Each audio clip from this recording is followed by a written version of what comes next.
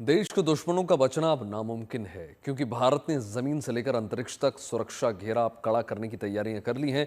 एक तरफ आसमान में ड्रोन से दुश्मन पर नजर रखी जा रही है तो दूसरी तरफ इसरो सैटेलाइट की फौज खड़ी करने की तैयारी में है। अगले 3 साल में इसरो 100 से 150 नए सैटेलाइट्स लॉन्च करेगा जिसकी मदद से देश की जमीनी और समुद्री सरहद की निगरानी की जाएगी। 3, 2, 1, 0।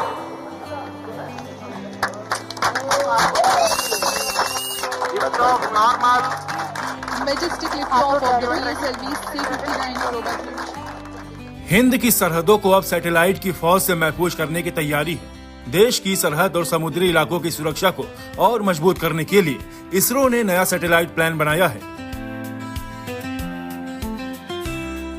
इसरो यानी इंडियन स्पेस रिसर्च ऑर्गेनाइजेशन अंतरिक्ष से देश की निगरानी को बढ़ाएगा।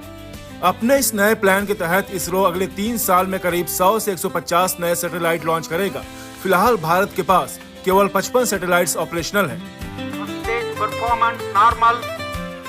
असल में भारत जैसे विशाल देश की जमीनी सरहदों और करीब 7,500 किलोमीटर लंबे समुद्री तट की निगरानी के लिए देश को और सैटेलाइट की जरूरत है।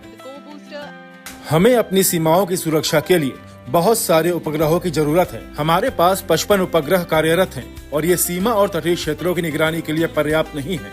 अंतरिक्ष क्षेत्र में सुधारों के माध्यम से हम उपग्रहों के निर्माण के लिए निजी कंपनियों को ला सकते हैं और हम उनका मार्गदर्शन कर सकते हैं। 3 वर्षों में हम 100 से 150 और उपग्रह जोड़ेंगे। उन सभी उपग्रहों के साथ हम देश की पूरी तरह से निगरानी कर सकते हैं। इसी के तहत केंद्र सरकार ने स्पेस सेक्टर में प्राइवेट कंपनियों को सैटेलाइट और रॉकेट निर्माण में भागीदारी की अनुमति दी है। इसरो ने अंतरिक्ष में कई बड़ी कामयाबी हासिल की है।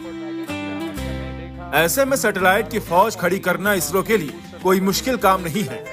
इतना ही नहीं, इसरो अब एक नया सैटेलाइट भी विकसित कर रहा है जो जलवायु परिवर्तन का अध्ययन करेगा और ये मुख्य रूप से G20 देशों के लिए उपयोगी साबित होगा।